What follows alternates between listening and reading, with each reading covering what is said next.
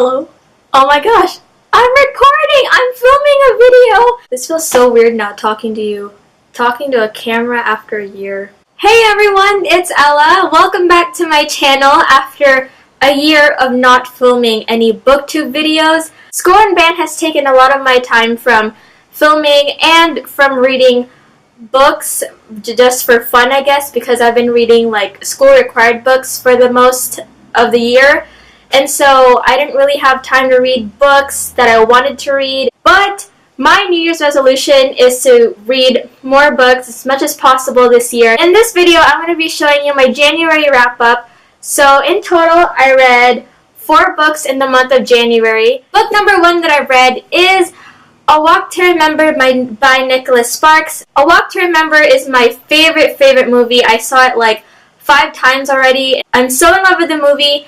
And so I wanted to read the book afterwards to see if, like any differences or similarities were like made in the book and maybe not in the movie, or made in the movie but not in the book. If you guys didn't know, this book is about a girl named Jamie Sullivan, who's a daughter of the pastor in their hometown. And there's this guy named Landon Carter, swoon, who they cross paths with each other. They develop this relationship, but then Jamie has the secret that she has never told anyone yet, and Landon finds out, and then the story goes on from there. So I really recommend this book if you guys haven't read it, or watch the movie because it's so good. And on Goodreads, I gave this a 4 out of 5. Next book that I read in the month of January is Time Between Us by Tamara Ireland Stone. This book was really good. I wasn't expecting it to be that good because I haven't heard a lot about it. I just grabbed this book out of the bookshelf from Barnes & Noble's because the cover looked pretty cool. Look at that girl staring off into the distance with a guy in the back. It's about this girl named Anna who lives in 1995 Chicago, and then there's this guy named Bennett who lives in San Francisco in the year 2012.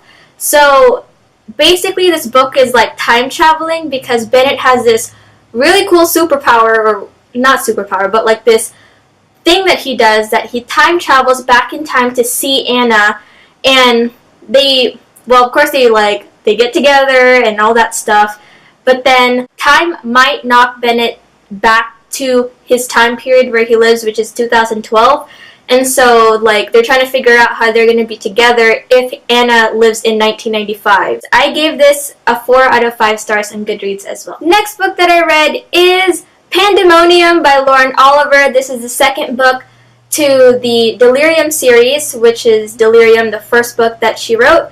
I won't go on too much about this book because this is the second book to a series, and if you haven't read the first one, I don't want to spoil any of you guys of the details and what happened and whatnot. And so overall, I gave this book 4 out of 5 stars on Goodreads. Lastly, I read Requiem by Lauren Oliver, third and final book in the Delirium series. I have a lot of things to say about this book. If you guys haven't read the Delirium series, please click in this section right here, figure out the minutes and time that I'm done talking about this book, so I don't want to spoil you guys, because I want to rant about this book because there's a lot of things to say, man. So, Requiem, I had such high hopes for this book because Pandemonium, the character development was so good for Lena. She went from down here to up here in a matter of chapters and stuff throughout the book. But then this book, let's just start off with Alex and Julian. She led on Julian in I think Pandemonium and starting into Requiem, and then at the end she figures out that oh, I never really loved Julian. I loved Alex more, but she thought Alex was dead and now Alex is alive, and I'm just like, what's going on with you, girl? It's so annoying to see a character develop so much and then she just went down the drain at the very last book of the trilogy. Oh my gosh, the ending, it didn't give me any closure at all because I was in class reading this and I kept on turning the pages and I was like, wait, there should be more, but then there's not. What happened to Hannah's husband? Did he escape? Did they bomb the house already where Hannah lived? What happened to Hannah because she just left, walking across the backyard to wherever she's going? There should have been more because I loved the other two books. But other than that, I gave it, I think, a 3.5. I kind of just rounded it to a 4 on Goodreads. Yeah, I don't know. I enjoyed the series, but this book particularly was not my favorite out of the 3. So I guess that's it for the spiel for Requiem, and that is my whole video. I hope you guys enjoyed it.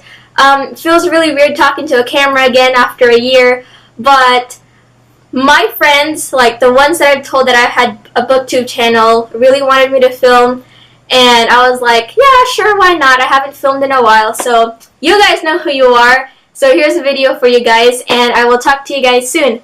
Bye! So let's just get ahead. Ow! Oh, I can't talk.